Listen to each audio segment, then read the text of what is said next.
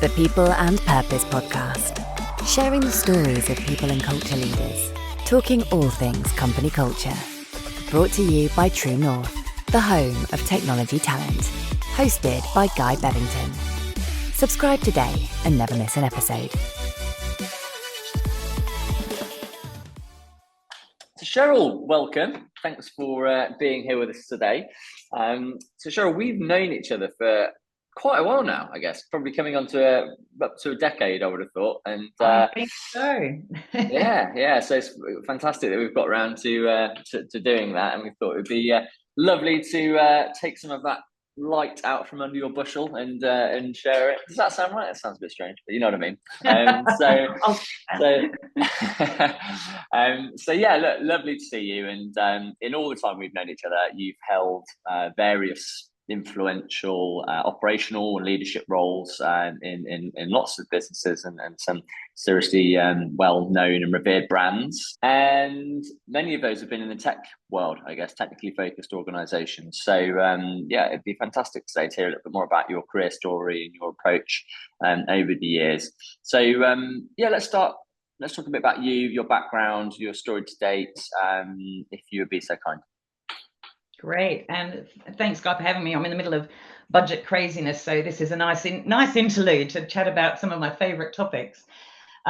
So my background is I did quite a mashup of studies after school, doing a bit of like management and then computing, as it was called back then, and eventually doing an accounting degree.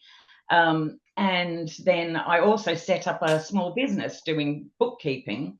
And one of my clients was implementing an accounting software package, and I somehow just became involved in that. And that's sort of how I ended up in tech, and absolutely love it. So I then moved to, so this was in Australia, in case you can't tell by the accent. And then still got a little bit of yes, twang. still just a little bit.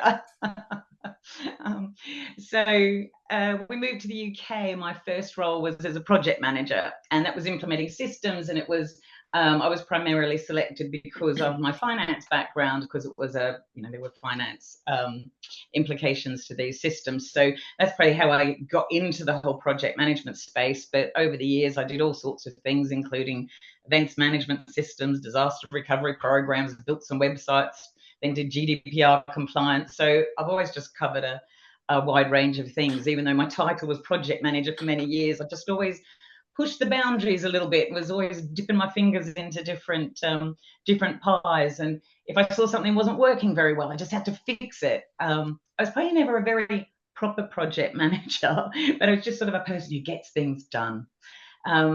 Probably nearly 10 years ago, that my role sort of really officially expanded, and I was really able to officially engage with fingers in every pies. So I was working for the CTO, and the best way to describe my role is being a connector. I was connecting, whether it's different teams in tech or different functions, so finance, legal, HR, procurement, just sort of trying to join up all the systems, all the processes, all the people.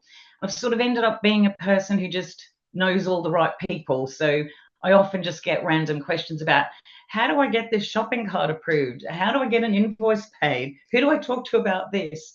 I just love turning chaos into order, is what I love to do, and we find a solution to a problem. So I think I somehow, between me and my previous boss, we found the perfect job for me, which is great. Last year, there was a merger of two companies, and we're now a much larger company. So my role has changed and my team has changed over the last year. I still find myself having that connector role, because I've often been the one who's connected, old company, new company, having that knowledge. It's taking a little while to become the super connector in the new world, because it's just much bigger. But I'm starting now to just join the dots, find those connections in the big organization. It's certainly been interesting navigating all those changes for me and for my team. So the last year's been an interesting one. Lovely stuff. Thank you for that. And a couple of the things that I kind of picked up on there, and just listening to your story, sort of a couple of key themes, I suppose, that came out were people and connection, and so I was really keen to get you onto this podcast, because it feels like something where you add a huge amount of value into the business through your ability to build relationships and I suppose be that kind of person that people want to engage with, have that real positive influence over the culture. So talk us through your experience in your current role of how you've gone about forming the people culture. It's very topical because it has been, as I said, just quite a challenging year with a lot of change. And, you know, merging into a much larger company, structured in a very different way. And so sort of my role's changed, and then my team has, because I had a team, I have a small team, but covering many different topics from, you know, risk management in tech to community and comms and financial, all sorts of things. So now in the bigger sort of world, some of those people have moved to other departments and teams, which is great for them. I mean, it's been a really good opportunity for them to move, and I think will be great for their careers. I then have also, so I've lost some people from my team. But I've also gained new people now that we've merged. And what has become quite difficult is the time zones, and because I have people scattered from the US through to India, and then we're very lucky in Europe that we sit in a nice time zone. Just even things like getting to meet people. I guess I'm a very like face-to-face chatty person, so a lot of developing people and teams and culture is that sort of either, you know, having that coffee or going to the pub after work or whatever. And you don't have that. And also working remotely as well, and meeting lots of new people. And we'd actually taken over quite a challenging project as well. So it was like new project, new company. And it was almost like having a new job in a new company at the same time as sort of still doing some of your old job. And then just like getting to know one another and everything. And I've got to be honest and say I had quite a tricky time of it earlier this year. I'm going, why is this not working? This is supposed to be the thing I'm really good at doing.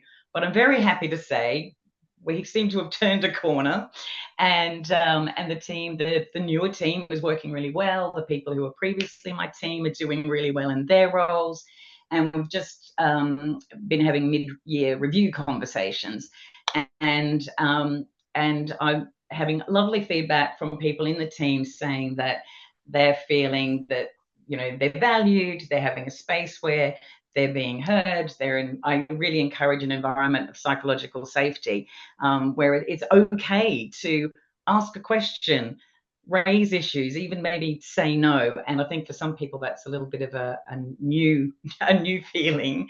Yeah. And I try and just, I guess, fit in the space where I can just have a general chat, not just talk about how's the project going and all the specifics and the tasks. In fact, later today we're having a with my team, we're having a fun session, so we all get to know one another a little bit better, not just the work side of it. It is, I still don't know what the perfect answer is about how you deal with like remote teams and everybody getting to know one another. We're giving it a good shot. So I am very happy to say it's feeling good, and I feel like I've, you know, putting my stamp on the team and working with them in a good way, and they're feeling like they are able to improve and work well.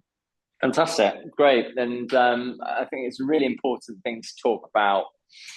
You mentioned earlier that, you know, that's your superpower, I suppose, you know, is getting people to work together, and there were periods there where things maybe weren't clicking, right? And I think there's just as much value in talking about the challenges, because we're all entering into this new world, you know, post-pandemic, where everyone's still trying to understand, you know, what their new normal looks like. But one thing we can all agree on, obviously, is the world's a very different place now, like you said, certainly from a geographical dispersion point of view, and how companies have altered their structure accordingly. And I think that has created, there's created a lot of efficiencies, absolutely, don't get me wrong, and huge amounts of positives into opening up that talent playing field in a global way, but also brings about a lot of challenges as well that we probably haven't necessarily encountered before. So talk us through what were some of those challenges, and you know, how did you overcome those? Because I dare say a lot of the challenges you've encountered are probably what a lot of other companies are also encountering as well. So it'd be great to understand a bit from your point of view what they were.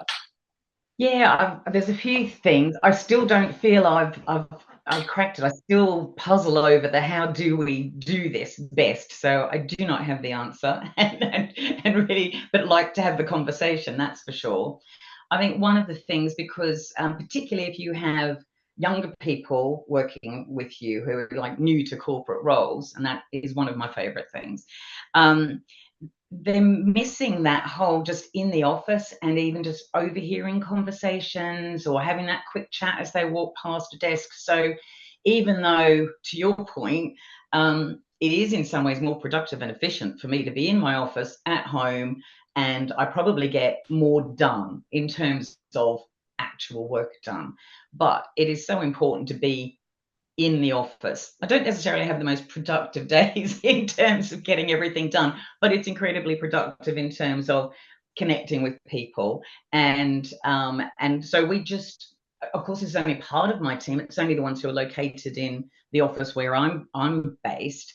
But we do try to make sure that we go in on a regular basis and coincide days, and just so you can have those conversations and meet up and introduce, like if you've got younger people, you want to introduce them to other people as well, which is just not something you do by setting up an official meeting. So I think that's one of the things that I'm doing. And I think it's also, I find that when you go onto, like, you're on a virtual call, Teams call, Zoom call, whatever, you tend to have this habit of just going straight into the meeting topic. So I try to encourage where I can. It's okay to have a bit of a chit chat about what you did on the weekend or what you're going to do on the weekend, or whatever it might be, or what the weather's like at the beginning or the end of the call. I wouldn't say I'm 100% successful, certainly not, but trying to like pop that in so you just sort of get to know one another a little bit better, because I just think teams work better when you've got when you've just got a relationship. So that is tricky. And I think, the other point about, I mean, this is true for everybody, but particularly if we're talking about younger talent, is when they come in and work for you, you have to remember that they don't know anything about stuff like, oh, how do I book a meeting? How do I book a meeting room? What's email etiquette? There's just lots of basic things. So I try to make sure that if I've got somebody newer joining, that I give them a buddy who's maybe been through the same experience themselves. And then I just like to spend time.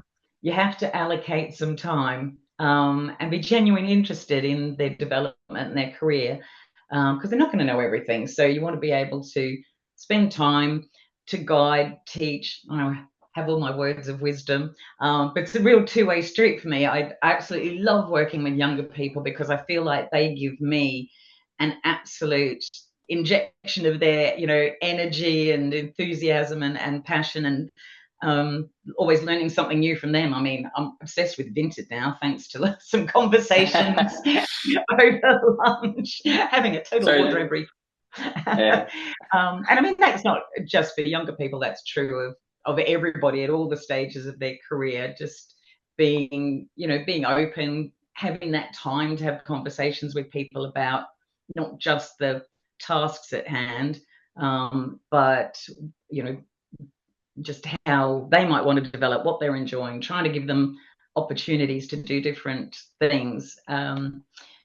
So I think it's giving people time would be a good summary, and not being scared of losing people. If you're genuinely interested in somebody's career development, you can't be scared of them being better than you, because we're all different. And some people are going to be better at different things, and that's a good thing. And you shouldn't be scared of losing them.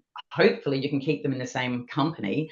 I have a few people who've worked for me before on my team, and they've moved to other roles, but they're still in the company. So that's a great thing. Sometimes they will leave the company, and that's okay too. So you shouldn't be scared of losing good talent. Maybe you just should encourage them, and they'll have a better career, and it all goes around in a nice little circle. Nice. Circle. Well, we love a circular flow diagram. I feel like that was a very circular. But no, it's a great answer, and some really great points within that. I mean, when you think about the world of talent today, that how you develop younger talent, I think, is really telling of a company culture and as a leader, because the world that we're in now, people coming into the world of work is such an undeniably different place to where we were, obviously pre-pandemic, but let's even say like 10 years ago, for instance. Like I say, remote working just wasn't a thing, really, was it at all? Certainly in the UK, but I think in a lot of other countries as well.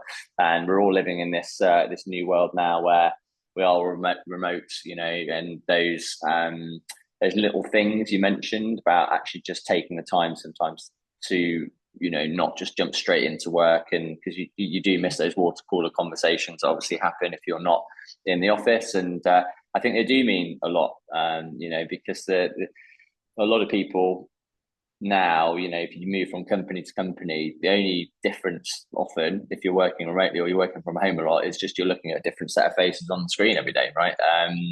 And things that you can do to really build culture around that, and just take the moments to get to know people and allow them to feel like they're part of the team and the company, I think is massively important and really overlooked often in the world that we live in now.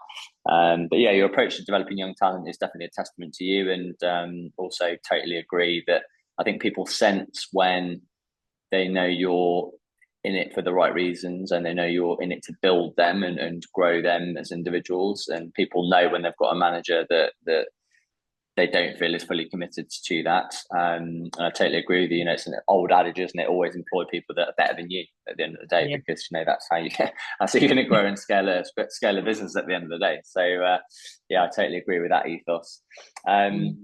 One of the things, Cheryl, I suppose you've always been a big champion of diversity and inclusion for the companies that you've worked for. I know from our long relationship. So tell us a bit more about how you foster a diverse culture. I think it is really important to me. And actually, just as a little bit of background, my son is disabled. He's 27 now. And I think that's had a big impact on me wanting to really promote diversity, and then being a woman in tech as well. So those two things I think have been quite key to me being passionate about it. It's odd. I think it actually took a while before I realized that actually, as a senior woman in tech, I actually had a responsibility to be more visible and to be a role model. I think I was hopefully doing it anyway, having conversations with people and just doing my job well. But I did get to a point where I realized, oh, hang on, you're in a senior role. People are actually looking to you. So that is a responsibility. So in the last few years, I've really focused quite a lot on being more visible or more proactive. I think more proactive rather than it just happening organically. I've been more proactive about things, and it includes a whole range. It's either, I've been involved in establishing a women's network, and then I've been involved as a sponsor for D&I councils covering all sorts of different themes and topics. And as a sponsor, what's great is that you might have a group of people who've got some fantastic ideas and the enthusiasm and the passion to do something, but they actually just need somebody for something as simple as like, well, how do we get some budget for that? Or, how do I need approvals for that thing? And that's a lot of the role I've been able to play. I think it's actually quite a practical role. I mean, encouraging, but also just getting people to have that voice and just getting very tactical things done. And then, I've been on lots of panels, and like today, you and I having a conversation, and I've spoken at a few conferences and been to some women's groups. So it's just a way of being able to make the conversation happen. And I think it just goes to that theme of, you can't be what you can't see. So it's actually important to be seen and for people to be having a conversation with somebody who's, similar to them, or maybe has been on a sort of similar journey. And of course, I'm always happy to talk about it. Nice. I think the other part, I mean, just anybody who's worked for me, obviously, I've, managed them in that way. But I mean, also, I guess being just open to, if you've been on a panel or you've been in a meeting, just being open then if somebody approaches you to say, look, could I have a conversation, to make time. I mean, it is tricky when you're at a senior level. Sometimes, your days are just rammed with meetings. So it is important to just make that time to spend with people. And I think being a sponsor, with that attitude of being a sponsor as opposed to a mentor, to make sure that people get the opportunity to be in the room and have those introductions that they might not be able to get on their own. I think that's something that's been really, really important, that I've seen has worked for some of the people I've been involved with, people who work for me and people who don't work for me, but they're in the organisation. So just keeping an eye out for them. I think they're the things, just being visible and a role model, making sure the conversation happens, which you might not think that we still need it in 2024, but we still do. Yeah, I mean, I'm massively respectful of that, and I totally agree. I think thankfully the world is feels like it's changing in the right way. We're moving in the right direction. The tide's turning slowly, but as as a dad of two daughters, and obviously working in the tech world day in day out, it is still a massively underrepresented industry, certainly from that gender diversity element of things. And I think it's hugely important being a mentor, being that figure, like I say, visible figure of somebody that's had a really successful career in the world of tech. So yeah, I think it's definitely something not to be underestimated, and the fact that you are making yourself available. And very often, when people say, well, what does it actually mean to be a mentor? And I think you're totally right. One of the biggest things you can give people is just time and attention, right? So that's kind of what they need first and foremost. It's just guidance of sharing your journey and hearing some of the challenges you've been through, how you approach those, and so on and so forth. That's, to me, when I think about any mentor I've ever had, that's the piece that I've probably valued the most. So yeah, I think it's fantastic that you you proactively do that. Let's talk a little bit about, as I said earlier, there's lots of value, I think, in talking about challenges. This could be related to being a woman in tech or not. It's obviously not a leading question in any way, shape, or form. But what would you say have been some of the biggest challenges that you've faced in your career? Yeah, I would say the biggest is, I don't know if this is quite a challenge, but it's what I've not worked on my career.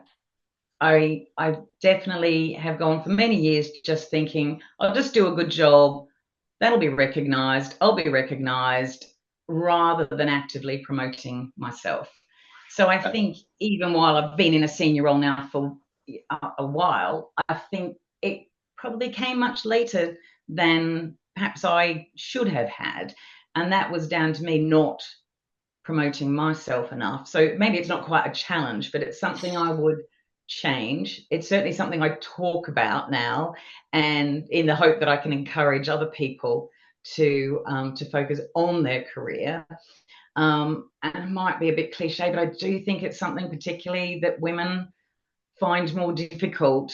I mean, finding it difficult to ask for a pay rise. I think actually, Guy, you might have helped me many years ago with some supporting evidence for salary increases when I was finally being brave enough to ask for an increase. So I think just asking for that, and just underselling ourselves and not overselling, going, oh, well, I can't do that job. Well, oftentimes when people are being promoted, they probably can't do that job, but they will if you give them the right sort of platform.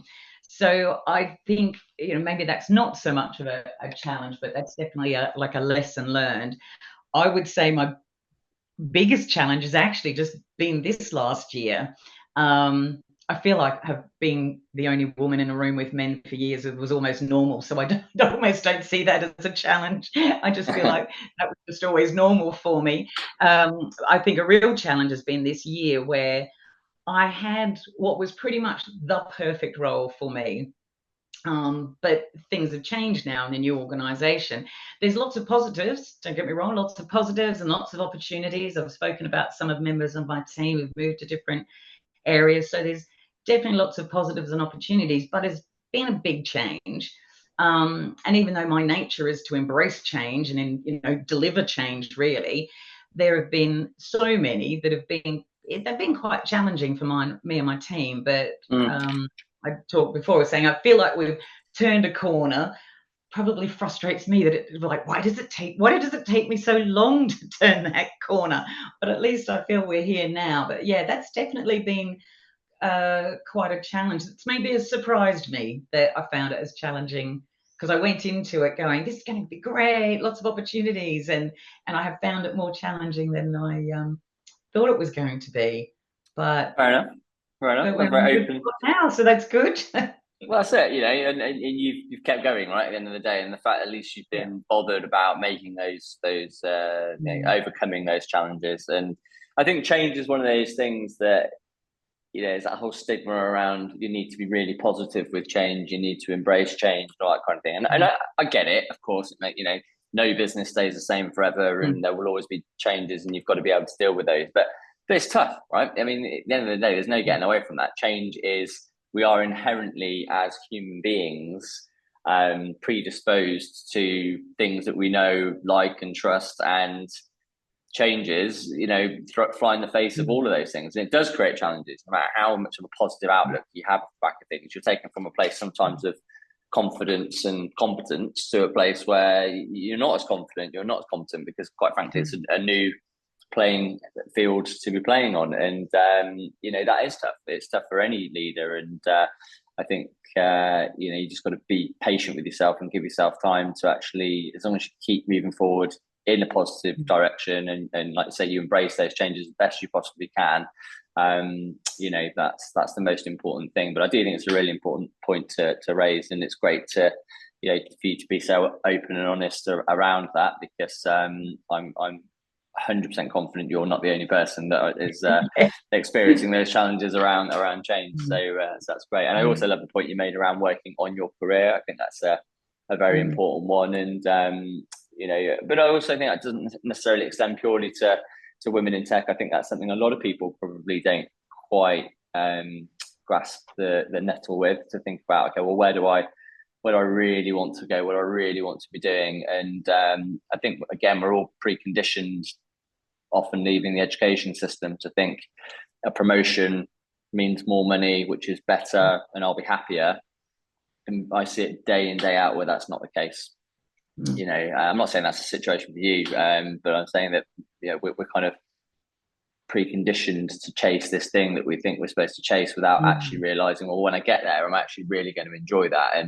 And maybe I need to be a bit more strategic about actually, where do I want to go? When do I need to make those moves? What time, so on and so forth. That's one of the most important things, I think, a lot of people, and I think we're definitely starting to see that now with the new generations coming through, where people are a lot more just get clued up around what they want to do, and they're not prepared to just go and take a 9-to-5 job that they don't enjoy. They're like, well, no, I'm not going to do that. It's my life. I'm not going to waste it. I'm going to go and do that thing.